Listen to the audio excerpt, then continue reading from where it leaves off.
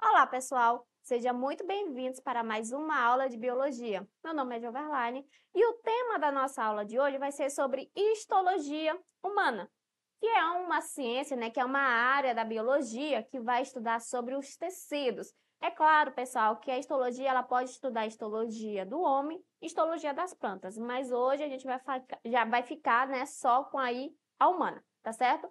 Então, iniciando aqui, pessoal, olha só. A histologia humana, do grego histos, que quer dizer tecido, mais logos, que quer dizer estudo. Então, é a ciência que estuda os tecidos. Então, quem são os tecidos e o que são? Os tecidos são formados por um grupo de células, pessoal. Quem está acompanhando as aulas viu que a gente falou sobre os níveis de organização. E a célula é a unidade funcional e estrutural do corpo humano. Então, em um conjunto de células, eu vou ter quem? Os tecidos, realizando diversas funções específicas, tá certo? Então, tecidos, com forma e funções específicas. Só que são classificados, pessoal, 4 tipos de tecidos. Temos o tecido epitelial, como vocês estão vendo aqui na imagem, que inclusive é o nosso enfoque da aula de hoje, a gente vai falar só dele. Temos o tecido nervoso, o tecido conjuntivo e o tecido muscular, as musculaturas aí, tá? Mas então, continuando, pessoal, antes de a gente adentrar no tecido epitelial, eles têm origens embrionárias. E existem 3 folhetos embrionários existentes que vão dar origem a esses tecidos e órgãos. E olha só, o tecido epitelial, pessoal, é o único que se origina dos 3 tecidos, embrionários. Temos ectoderma, mesoderma e endoderma. Então, ele aí é o que acompanha os 3. Já aqui no ectoderma, o nervoso está nele, vai ser originado dele. No mesoderma, temos o conjuntivo, o muscular, e o ectoderma, é só ele mesmo, tá?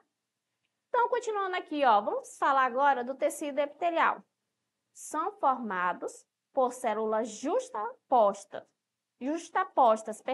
firmemente unidas entre si, com pouca substância entre elas. Ou seja, pessoal, esse tecido ele é muito unido entre si, não dando espaço para ter muita substância. Então, ele tem pouca matriz extracelular. A gente fala assim, tá? E uma das funções do tecido epitelial, pessoal, é o revestimento. Ele é uma proteção contra barreiras de agentes infecciosos, que a gente perca água. Então, ele tem essa função de revestir, tá? E olha só, pessoal, a sua estrutura mais microscopicamente. Todo esse tecido epitelial, pessoal, ele vai estar em cima de uma lâmina basal, tá? Essa lâmina basal vai se comunicar com outro tipo de tecido, que é o conjuntivo, tá? A função dessa lâmina basal, pessoal, é a capacidade de o epitelial passar, trocas de nutrientes aí entre o tecido conjuntivo, tá? Como eu falei, lâmina reticular, ele vai ficar dentro do tecido conjuntivo, só que juntando esses dois, pessoal, a gente vai ter um nome de membrana basal, tá? E uma coisa interessante, pessoal, é que esse tecido não tem vasos sanguíneos, ou seja, ele é avascular, tá? Só que ele, pessoal, ele é classificado. Então, temos 2 tipos de classificação, que é de revestimento e glandulares. Acontece que o de revestimento, pessoal, ele ainda pode ser de 2 tipos, tá? Que é o número de camadas ou a forma que ela apresenta. Qual é a diferença entre os dois, professora? O simples, pessoal, ele só vai ter uma camada apenas. Ponto. Simples, uma camada. E olha só, pessoal, uma estrutura aqui embaixo. Tá vendo essa linha aqui? Essa linha, pessoal, é a lâmina basal, tá? Ela sempre vai estar em contato aí com esse tecido epitelial. Segunda classificação é conhecida como estratificado. Professora, nome diferente, né? Sim, mas estratificado quer dizer o quê? Uma camada sobre a outra. Então, eu concluo o quê? Que o estratificado é mais de uma camada, que é diferente do simples. Já o pseudo-estratificado, né? Sabe, pessoal, você que é um estudioso aí, sabe que pseudo quer dizer falso. Então, é uma falsa camada. Quando a gente vê aqui, a gente acha que tem mais de uma camada, certo? Mas está percebendo que cada célulazinha dessa está ligado à lâmina basal?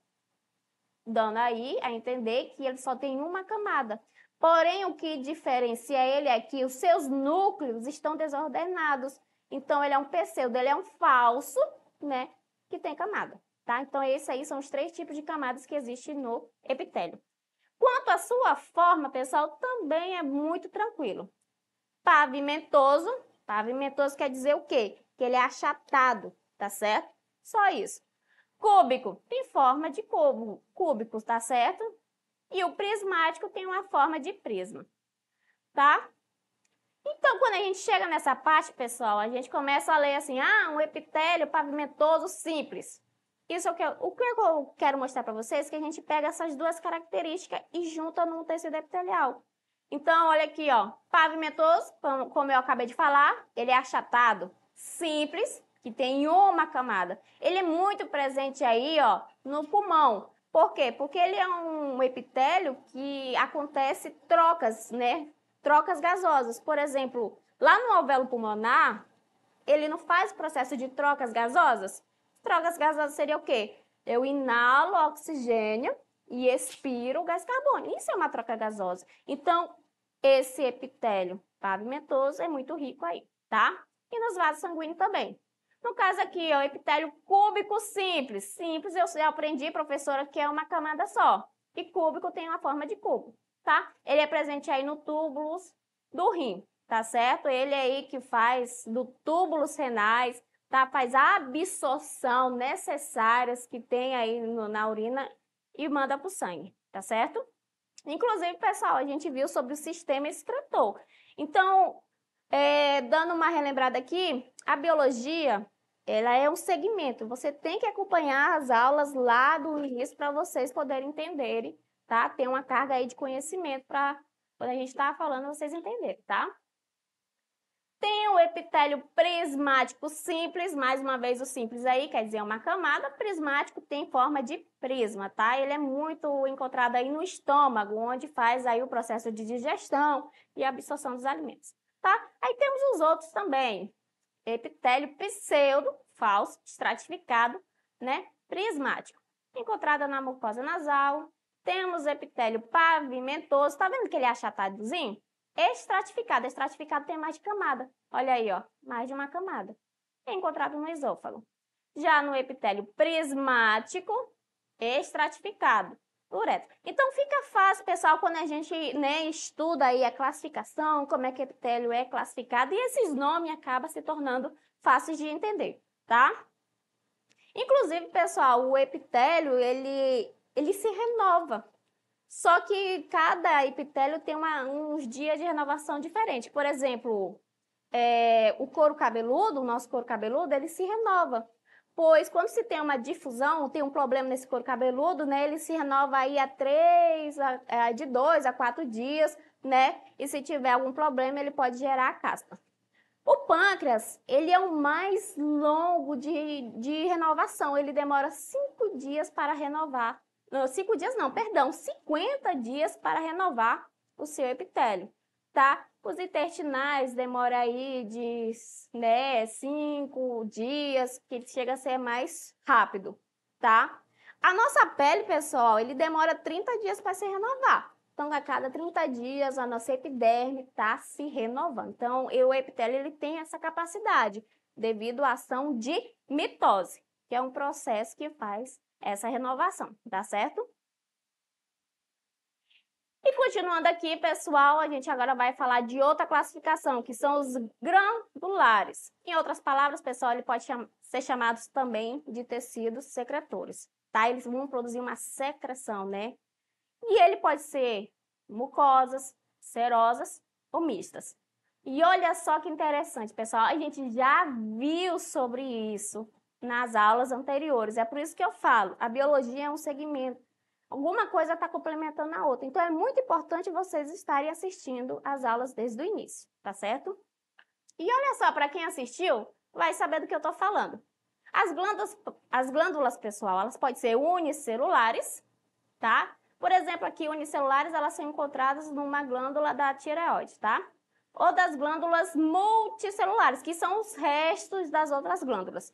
Acontece que nessa situação ele pode ser de 3 tipos.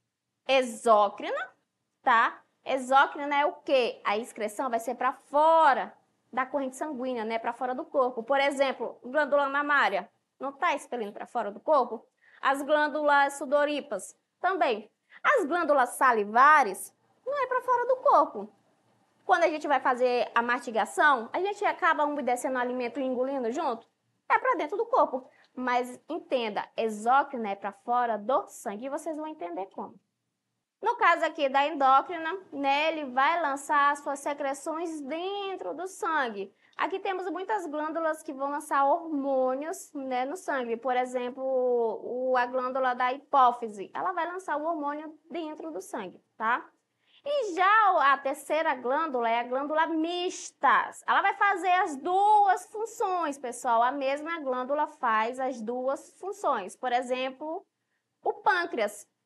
O pâncreas ele faz a eliminação de enzimas digestivas no estômago. Não é para dentro do sangue, tá percebendo? Quando ele faz a função de endócrina, ele está fazendo a função de liberar um hormônio chamado insulina no sangue, tá certo? Que faz aí a redução da taxa de glicose, tá? Então, a pâncreas é um exemplo de uma glândula mista, tá ok?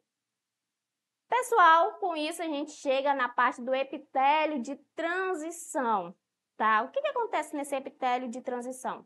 Ele recebe esse nome porque a forma e o número de camadas celulares visíveis variam conforme o órgão esteja relaxado ou distendido. Aqui, pessoal, é um exemplo clássico de bexiga. Lembra quando ela está cheia de urina, né? Fica ali apertado, você sente até vontade de urinar, é porque o tecido ele está muito distendido, né? Então, sua forma acaba mudando. Então, a partir do momento que ela está vazia, ela volta, né? Uma outra estrutura, uma outra forma. Então, isso é um epitélio de transição. Só que nessa situação aqui, pessoal, olha só que interessante. Devido a um agente agressor, o tecido pode ser transformado em outro, o que é denominado em metaplasia. Nesse caso aqui, pessoal, eu estou agredindo, né, o meu tecido epitelial. Por exemplo, alguém que é fumante crônico. Fuma lá o cigarro e esse cigarro ele tem componentes químicos, certo? Que está indo para o seu tecido. Só que esses componentes químicos, ele está fazendo um processo de modificação da função do tecido. No caso aqui, ele está afetando o pulmão, que consequentemente vai aí, prejudicar a sua saúde. Então, o que o cigarro está fazendo nesses tecidos? Ele está fazendo um tecido que é pseudo-estratificado se tornar pavimentoso. Então, o tecido está sendo transformado em outro, através de um agente agressor, que recebe o nome de metaplasia, tá certo? Então, é assim que acontece. Com isso, pessoal, a gente acaba aí indo para uma questão do Enem, e olha só como é que essas questões são cobradas. Isso é uma questão de 2020, pessoal, recente, certo? Os tecidos animais descritos no quadro são formados por um conjunto de células especializadas, e a organização estrutural de cada um reflete as suas respectivas funções. Então, aqui a gente tem vários tecidos, tá? E olha só, de acordo com a organização estrutural dos tecidos descrita, aquele que possui a capacidade de formar barreiras contra agentes invasores e evitar a perda de líquidos corporais é o tecido. Alternativa A, ósseo. Alternativa B, conjuntivo denso. Alternativa C, conjuntivo frouxo. Alternativa D, epitelial de revestimento. Alternativa E, muscular estriado esquelético, pessoal. Bom, fica fácil de responder, até porque a gente viu sobre o tecido epitelial e a gente aprendeu o quê? Que ele é um epitélio de revestimento, ele é uma proteção que impede que agentes invasores entrem, ou então que a gente perca aí, né, o líquido. Então, alternativa correta, alternativa D. Então, pessoal, se você conhece os significados, os conceitos, você consegue se dar bem, tá? Próxima questão, e olha só como é que ele é. É uma questão do Enem, ó. Em determinadas condições patológicas, certas células podem sofrer alterações e dar origem a um novo tipo de tecido. Opa, a gente acabou de falar disso, hein? Esse processo, denominado metaplasia, é uma alteração reversível e acontece, por exemplo, nas vias respiratórias de fumantes crônicos. Nesse indivíduo, sob a ação irritante do fumo, a variedade de tecido epitelial, que normalmente reverte internamente a traqueia e os brônquios, pode ser substituída por um epitélio estratificado pavimentoso. Pessoal, a gente acabou de ver isso aí. Então, o tecido epitelial que normalmente reverte internamente os órgãos das vias respiratórias mencionados no texto é. Aqui, pessoal, eu quero saber qual era o tecido que se transformou em pavimentoso através da metaplasia. Alternativa A. Era o simples pavimentoso? Alternativa B. Era um simples cúbico? Alternativa C. Era um pseudo estratificado? Alternativa D. É um estratificado cúbico? Alternativa E. É um transicional. Como você estudou, prestou atenção, sabe que a resposta é a alternativa C, tá? A gente viu aí que o cigarro vai fazer essa transformação de um tecido em outro. Então, de um pseudo estratificado para um pavimentoso, que consequentemente vai prejudicar aí a sua, saúde, tá ok? Bom, pessoal, então não esqueça de acessar as nossas plataformas para você rever essa aula, tá? E os outros materiais para você ficar por dentro, tá? Então a gente se encontra na próxima aula e tchau, tchau!